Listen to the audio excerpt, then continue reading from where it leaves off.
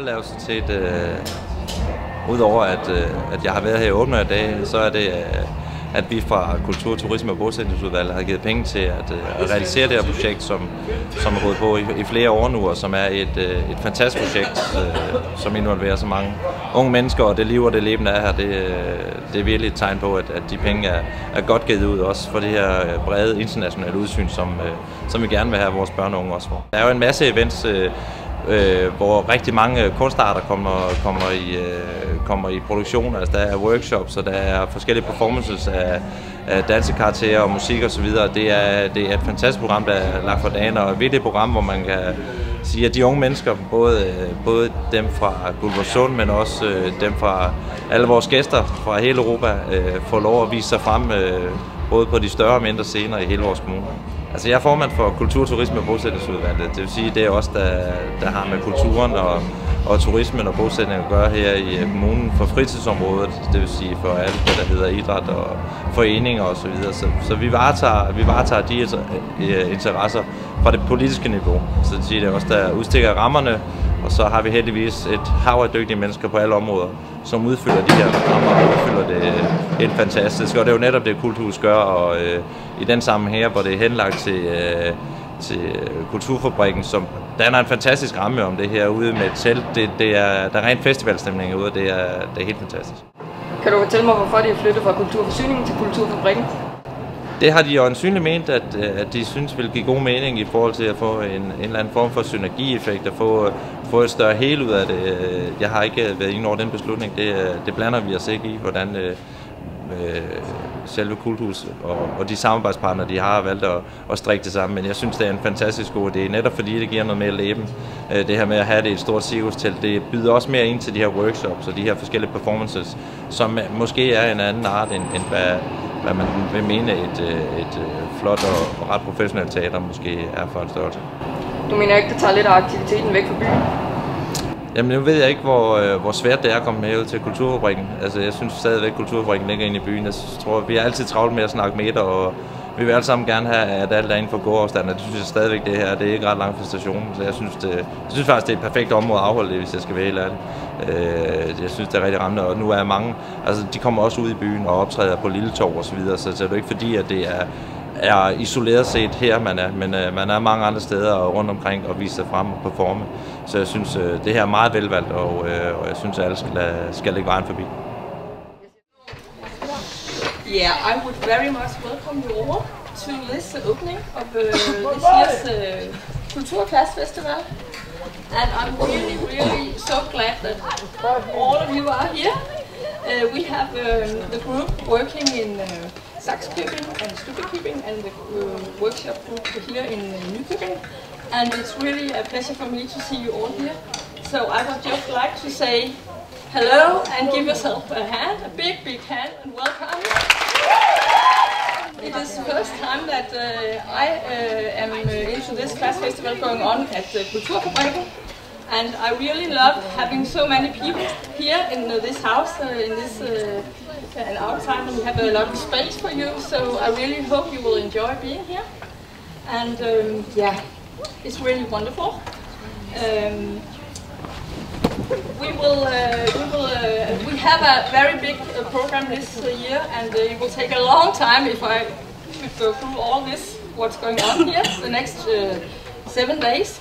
But there is some programs at the cafe. You can go and get one. I know it's in Danish, but it will help you. But if there is other people here that is not a part of the youth exchange, you can go and get a program. There is a lot of stuff going on. We have concerts for kids and workshops in the daytime, and so I hope you will have a look at that. I don't want to say so much anymore because we have Martin Lohse, and Martin Lohse is the chairman of our municipality's culture committee, and he promised to come again this year. So welcome, Martin. Thank you. Last year, when I opened this Culture Clash, I recited Bas Luhrmann's class of '99. This year, I would like for all of you to go on a journey with me. A journey that is 150 years old, but nevertheless a journey that is profound in its way of magic and in its way of trying to find oneself. We're going on a trip with Moby Dick. You see, Call Me Ishmael might be the most renowned beginning of any book that has ever been written.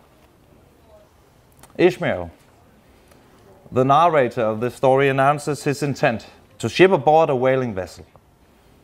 He has made several voyages as a sailor, but none as a whaler. He travels to New Bedford, Massachusetts, where he stays in Whale's Inn.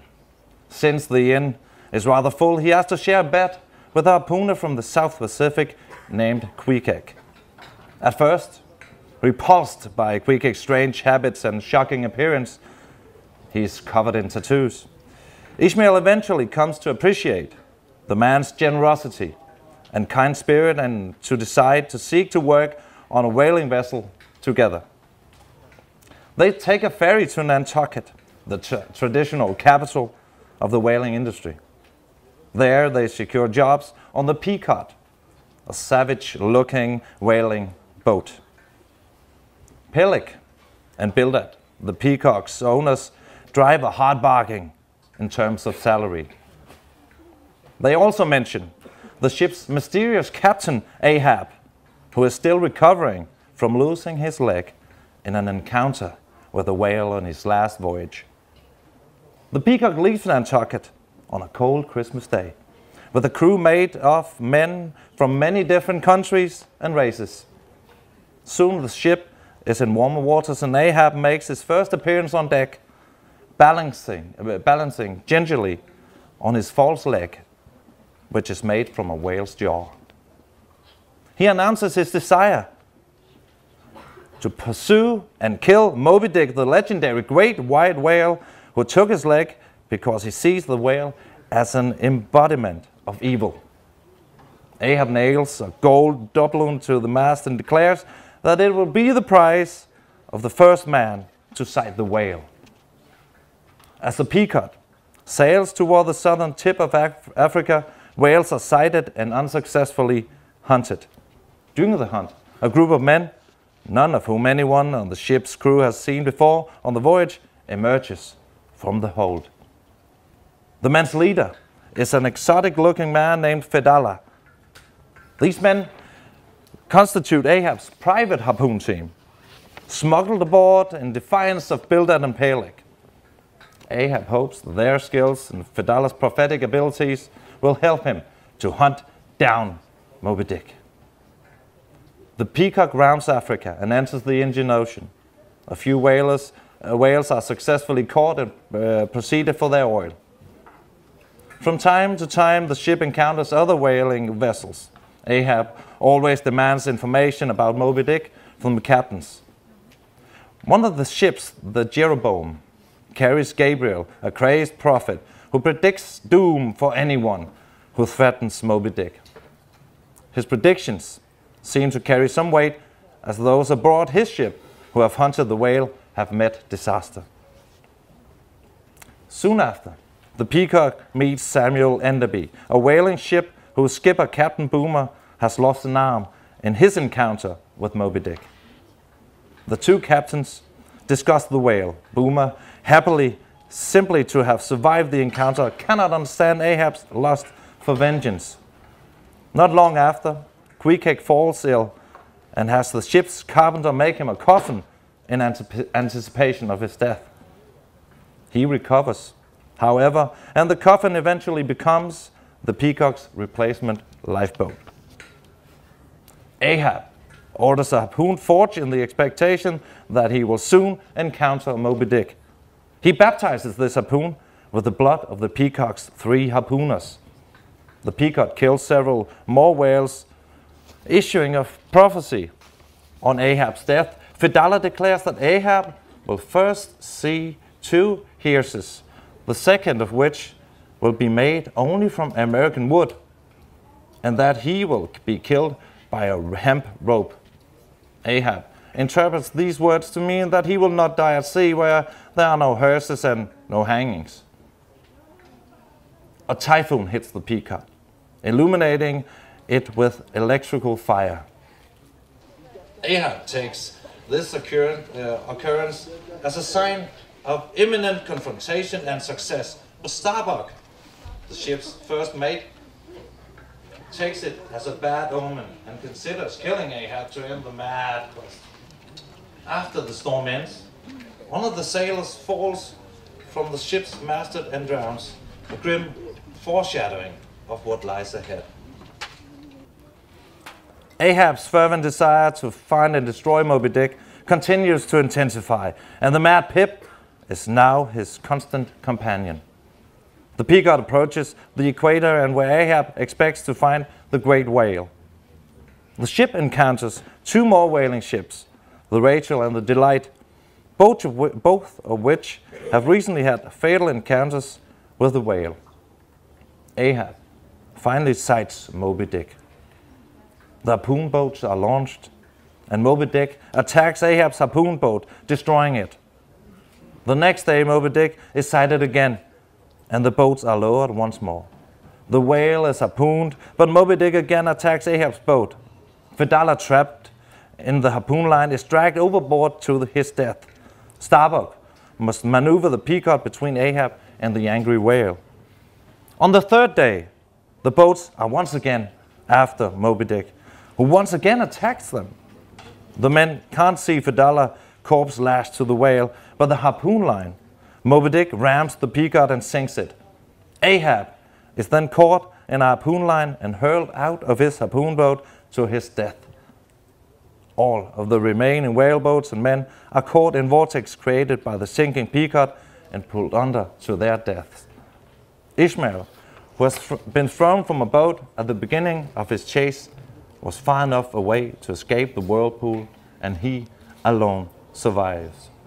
Now, this might not be the most happy ending of any story ever, but the story brings us glorious tales and horrific tales about the quest for finding reason, finding our place in the world, and finding ourselves. It also reminds us that we as humans have limitations in how much we can control and understand. I do hope that your stay here at Guldborgsund will help you and your journey, on your journey in life. A journey that hopefully will bring exciting adventures, meaning, and a way of knowing yourselves to the fullest. Once again, welcome. May all of your stays here be giving, and your performances and workshops live up to your hopes and expectations.